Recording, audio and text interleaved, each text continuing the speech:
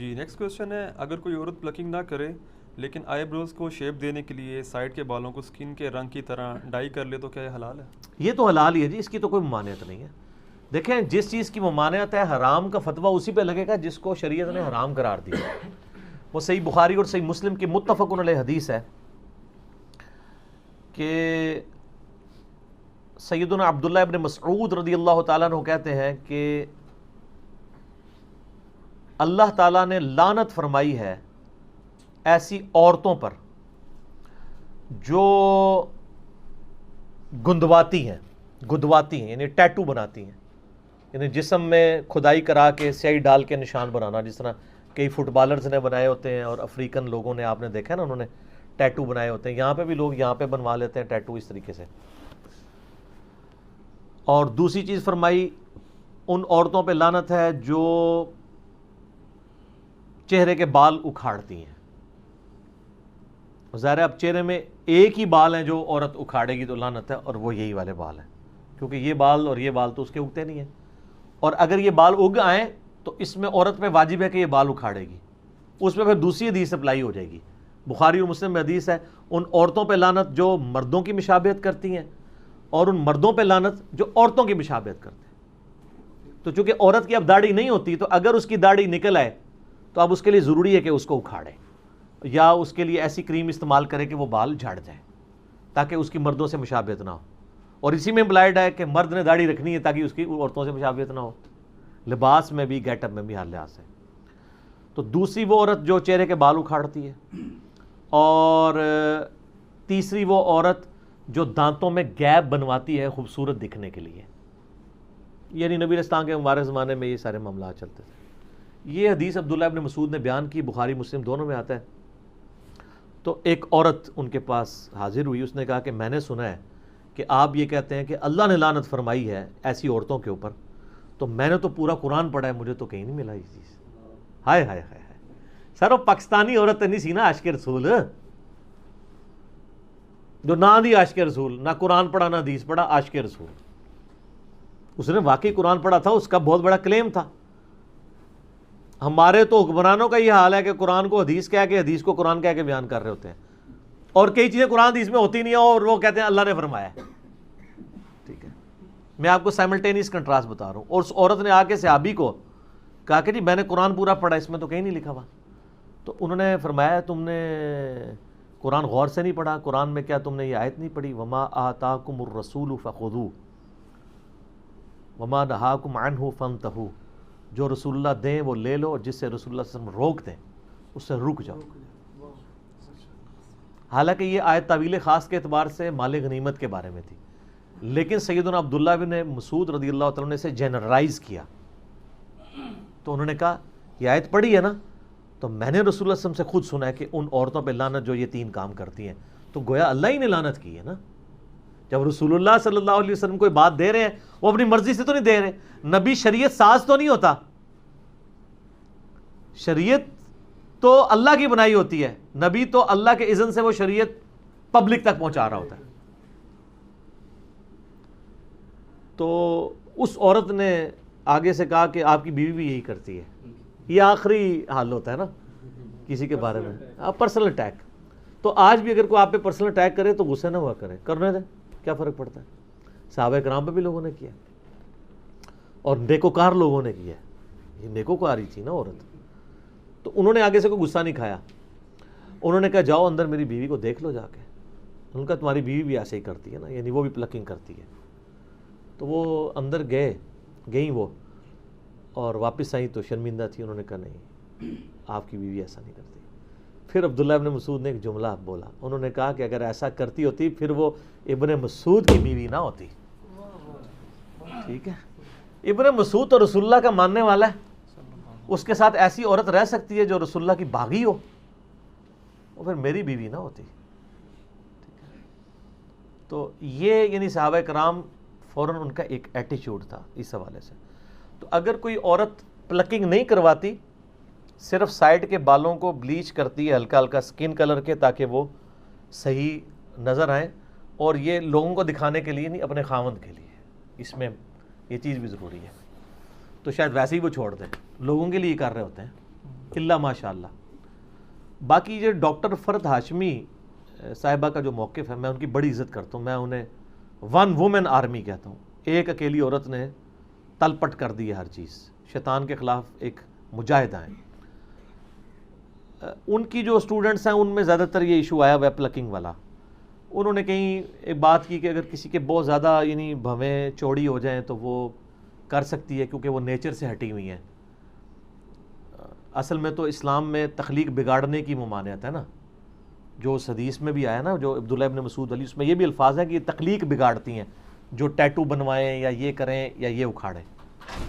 تو اور قرآن حکیم میں سورہ نساء کی آیت نمبر 119 ہے وَلَآمُرَنَّهُمْ فَلَيُغَيِّرُنَّ خَلْقَ اللَّهِ. شیطان نے کہا تھا کہ اے اللہ میں اولاد آدم کو ابھاروں گا کہ تیری تخلیق کو وہ بدل دیں. تو اسلام میں تخلیق بدلنا حرام ہے.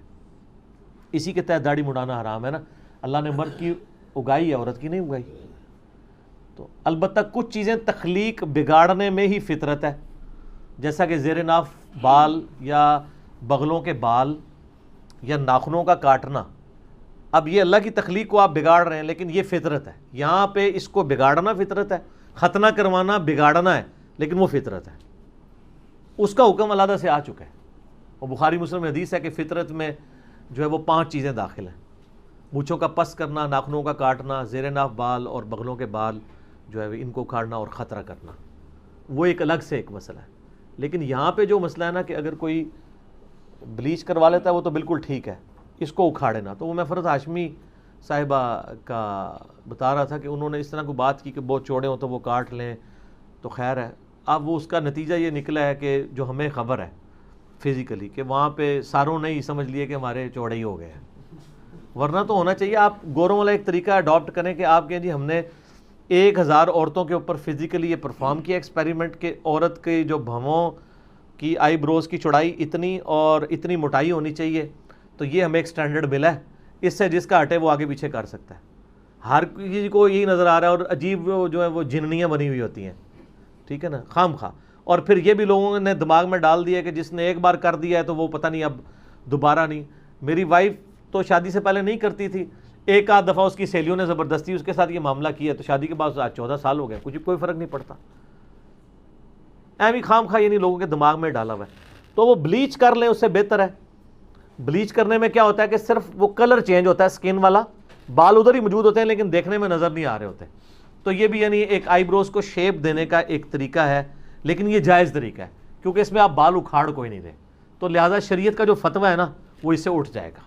فتویٰ لگانے کے لیے من وان ویسی چیز ہونا ضروری ہے. اور یہاں پہ میں ایک ضمناً ایک بات بتا دوں,